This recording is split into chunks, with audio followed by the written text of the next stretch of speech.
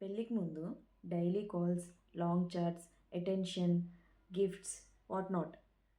కానీ పెళ్ళైన తర్వాత ఒకే దగ్గర ఉంటాం కానీ డిస్టెన్స్ పెరిగినట్లు అనిపిస్తుంది. మీకు కూడా ఇలా అనిపించిందా? పెళ్ళైన తర్వాత అప్పుడున్న లవ్ అంతా ఏమైపోయింది అని. ఈ వీడియోలో నేను పెళ్ళి తర్వాత లవ్ ఫేడ్ అయినట్లు ఎందుకు అనిపిస్తుంది అన్నది ఎక్స్ప్లెయిన్ చేస్తాను. ఫస్ట్ మనం ఒకటి అర్థం చేసుకోవాలి. లవ్ సడన్గా చచ్చిపోదు. ఎఫర్ట్స్ మెల్లగా తగ్గుతాయి అంతే. పెళ్ళైన తర్వాత work, bills, kids, stress, life ఒక మెషిన్ లాగా అయిపోతుంది. రొమాన్స్ అనేది ప్రయారిటీ లిస్ట్లో లాస్ట్కి చేరుతుంది.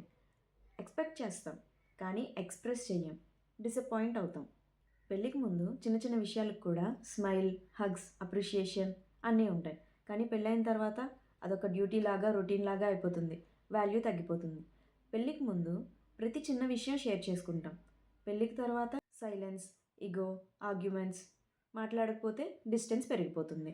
సో కొంచెం డల్ ఫేస్ రావడం కామన్, కానీ దీన్ని ఇగ్నోర్ చేస్తే డేంజరస్.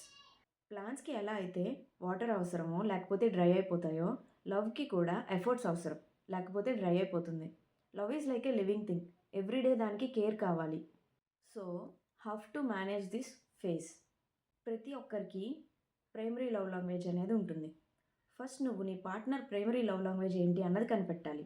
లవ్ లాంగ్వేజ్ అంటే నువ్వు ఏం చేస్తే నీ పార్ట్నర్ హ్యాపీగా ఫీల్ అవుతారో, నువ్వు లవ్ చేస్తున్నావు అని వాళ్ళకి అనిపిస్తుందో అది వాళ్ళ ప్రైమరీ లవ్ లాంగ్వేజ్. అది క్వాలిటీ టైం అవ్వచ్చు, యాక్ట్ ఆఫ్ సర్వీస్ అవ్వచ్చు, గిఫ్ట్స్ అవ్వచ్చు, వర్డ్స్ ఆఫ్ అఫర్మేషన్ అవ్వచ్చు, ఫిజికల్ టచ్ అవ్వచ్చు. సో ఫస్ట్ నీ పార్ట్నర్ ప్రైమరీ లవ్ లాంగ్వేజ్ ఏంటి అన్నది నువ్వు ఐడెంటిఫై చేయాలి. ఒకవేళ నీ partner primary love language quality time అయితే వాళ్ళతో టైం స్పెండ్ చేయాలి. ఫోన్ పక్కన పెట్టి కాసేపు వాళ్ళతో కూర్చొని మాట్లాడాలి.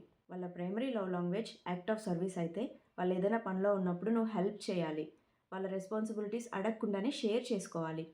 నీ పార్ట్నర్ ప్రైమరీ లవ్ లాంగ్వేజ్ ఒకవేళ గిఫ్ట్స్ అయితే వాళ్ళకి నువ్వు గిఫ్ట్స్ ఇవ్వాలి. వాళ్ళకి ప్రైస్తో సంబంధం లేదు, వాళ్ళ ఆలోచనల్లో నువ్వు ఉన్నావా లేదా అన్నది వాళ్ళకి కావాలి. సో ఏదో ఒక గిఫ్ట్ ఇస్తూ ఉండాలి అప్పుడప్పుడు. నీ పార్ట్నర్ ప్రైమరీ లవ్ లాంగ్వేజ్ కనుక వర్డ్స్ ఆఫ్ అఫర్మేషన్ అయితే నువ్వు వాళ్ళకి చెప్పాలి నువ్వెంత వాళ్ళని లవ్ చేస్తున్నావని, లేదంటే how you are feeling about them అనేది ఎక్స్ప్రెస్ చేయాలి. నెక్స్ట్ది ఫిజికల్ టచ్.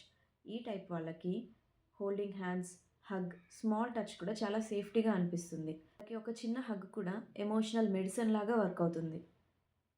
సో ఫస్ట్ నీ పార్ట్నర్ ప్రైమరీ లవ్ లాంగ్వేజ్ ఏంటి అన్నది కనిపెట్టి వాళ్ళతో ఆ విధంగా మనం ఉంటే వాళ్ళు మనం లవ్ చేస్తున్నాం అన్నది వాళ్ళు ఫీల్ అవుతారు. రిలేషన్షిప్కి బిగ్గెస్ట్ ఎనిమీ ఎవరో తెలుసా? ఈగో. ఏదైనా గొడవ జరిగినప్పుడు నా వల్ల ఏం తప్పులేదు, తనదే తప్పు, నేనెందుకు తగ్గాలి, నేనెందుకు సారీ చెప్పాలి, వాళ్ళే వచ్చి సారీ చెప్పాలి, వాళ్ళే వచ్చి ముందు మాట్లాడాలి. మనం ఇలా కనుక అనుకుంటే డిస్టెన్స్ పెరిగిపోతుంది. అక్కడ నువ్వు గెలవడం ఇంపార్టెంట్ కాదు, రిలేషన్ని కాపాడుకోవడం ఇంపార్టెంట్. సో పెళ్ళయ్యాక ప్రేమ పోతుంది అన్నది కరెక్ట్ కాదు, ఎఫర్ట్స్ తగ్గుతుంటాయి అంతే. సో ఈ చిన్న చిన్న టిప్స్ ఫాలో అయ్యి మళ్ళీ మనం పెళ్ళికి ముందు ఎలా అయితే ఉండేవాళ్ళమో అలా ఉండొచ్చు.